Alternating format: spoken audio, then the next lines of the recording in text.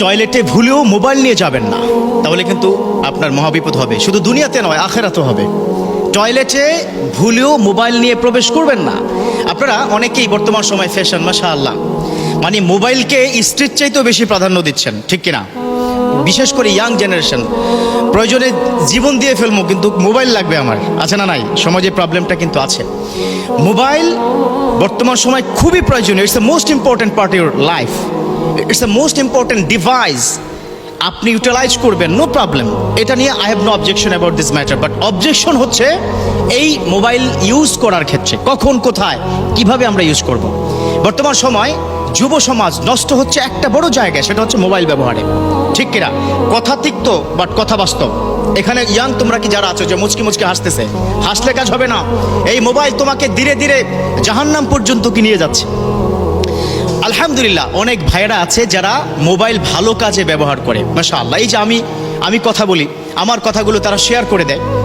এই যে মোবাইলে শেয়ার করে দেওয়া, একটা ইসলামিক কন্টেন্ট শেয়ার করে দেওয়া যে কি পরিমাণ সওয়াব কল্পনা করতে পারবে না। বিশ্বনবীর সময় কোনো সুন্নাহকে তারা কিভাবে কি শেয়ার করতো। শেয়ার শব্দটা তো শিখছি মাত্র 15 বছর, তাই না?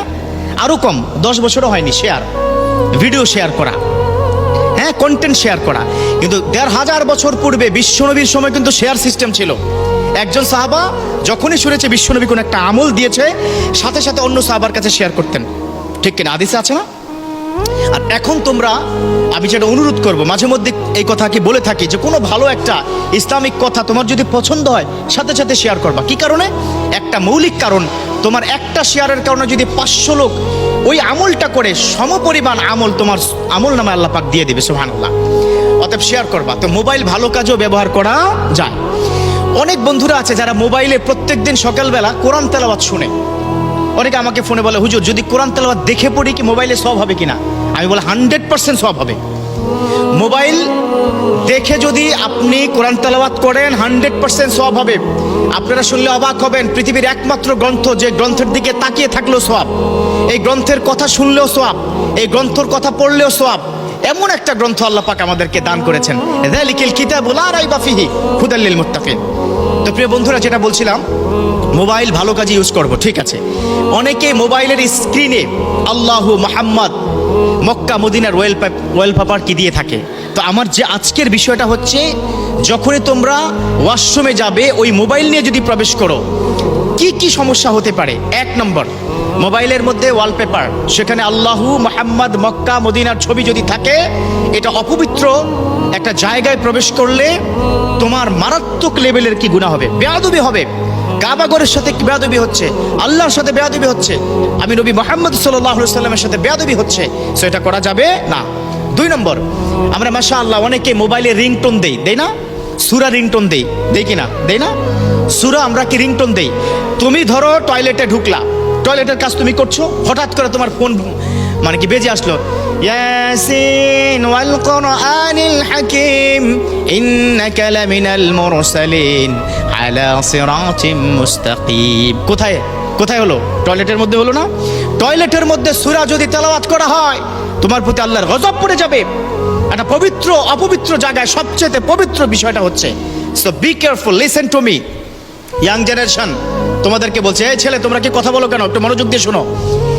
এই যে টয়লেটে ঢুকে যখন সূরাটা তোমার রিংটোন হবে, আল্লাহ বেজার হয়ে যাবে, অথচ যেই সূরা শুনলে আল্লাহ পাক খুশি হয়ে যেত।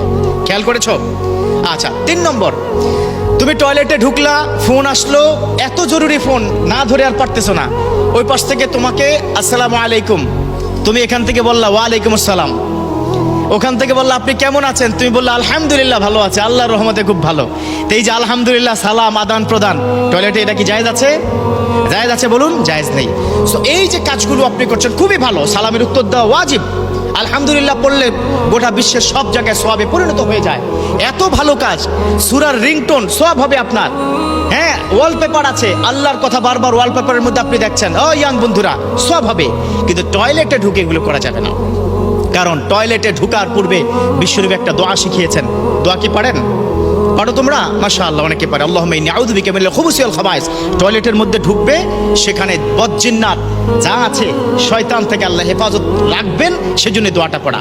তো যাই হোক, টয়লেটে ঢুকার পূর্বে মোবাইলটা বাইরে তোমরা কি রেখে যাবা। এখন বলবা হুজুর এটা কি গ্যারান্টি কি আপনি কি দিতে পারবেন? আমার আইফোন দাম 1.5 লাখ টাকা, কই রাখবো বলেন, কোথায় রাখবা? That is up to you. প্রয়োজনে বন্ধ করে কি ঢুকো, 10 মিনিটের জন্য কি ক্ষতি? অতএব বি কেয়ারফুল, টয়লেটে ঢুকে মোবাইল ব্যবহার করা যাবে না। আর যেই কথাগুলো বললাম খুব মনোযোগ দিয়ে শুনবে, ডেফিনেটলি তোমাদের কল্যাণের জন্য এটা এক্ষুনি শেয়ার করে দাও, এক্ষুন শেয়ার করো, তোমার সওয়াব হবে, আমি কি গ্যারান্টি দিলাম, এটা হাদিসের কথা। আল্লাহ আমাদের প্রত্যেককে বুঝার ও মানা তৌফিক দান করুক, আমিন।